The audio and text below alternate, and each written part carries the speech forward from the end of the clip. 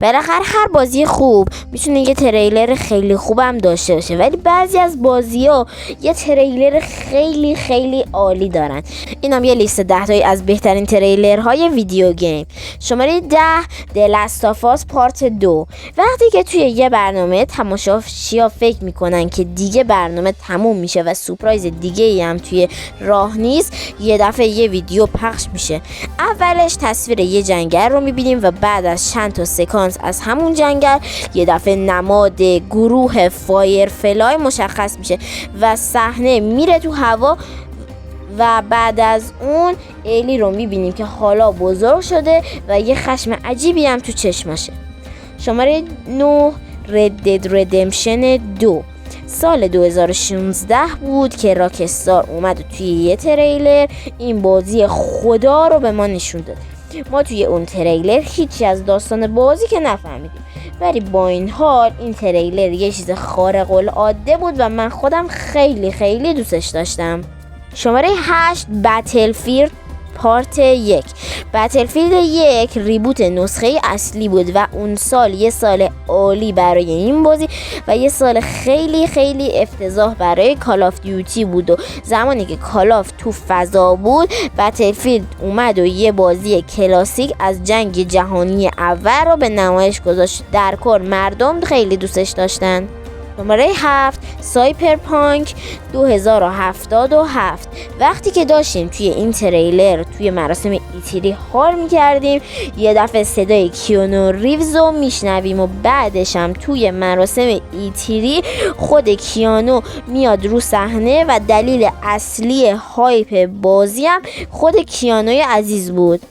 شماره 6 ویچر 3. این بازی نه تنها خودش خوبه بلکه تریلر سینماتیکش هم خیلی خوبه و وقتی که همون اول مبارزه گرالت رو میبینیم کلی هایپ میشیم و در کل یه تریلر خیلی خیلی خوب بود.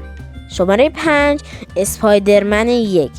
وقتی سونی تریلر رو منتشر کرد همه مارول فنا خوشحال شدن و اول بازی هم کلی ویلن های اصلی رو به ما نشون داد و بعدش هم مبارزه پیتر باهاشون خیلی باعث شد که مارول فنا کلی عشق کنن.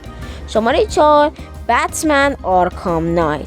حالا که درباره اسپایدرمن گفتم دلم نیومد که بتمن رو تو این لیست نیارم. یکی از بهترین بازی‌های راکستدی بود و با اینکه سینماتیک بود ولی قشنگ داشت ویلن‌ها و فضای بازی رو معرفی میکرد و کلا با توجه به نسخه‌های قبلی هم که خیلی خوب بودن اینم همون اندازه خوب بود. شماره 3 ماریو اودیسه. مهمترین بازی سه‌بعدی ماریو بود و اون موقع که اوایل کنسول نینتندو سویچ بود این بازی میخواست که قدرت کنسولش رو نشون بده و یه تریلر خیلی خیلی خفن از یه بازی پلتفرمی بود. شماره 2 GTA VI که تازگی هم منتشر شد. یه تریلر فوق‌العاده بود که من همون شبی که لیک شد و وقتی از صبح پا شدم دیدم که تریلر اومده پشمام ریخت و با اینکه بازی درباره داستان و گیم پلی هیچ حرفی نمیزنه ولی تریلرش یه شاهکار تمام معناست. شماره 1 و میرسیم به بازی مورد علاقه خودم توی همه دوران، یعنی گاد آف وار 2018. تریلر اینطوری شروع میشه که یه بند خفن میان روی سن و یه آهنگ میزنن که اون موقع هیچکی نمیدونسته چیه و وسطش یه دفعه یه بچه رو میبینیم که داره با اسباب بازیاش بازی میکنه و بعدش که باباش صداش میزنه و وقتی که پسر میره پیش باباش میبینیم که باباش سلطان قلب ها یعنی کریتوسه.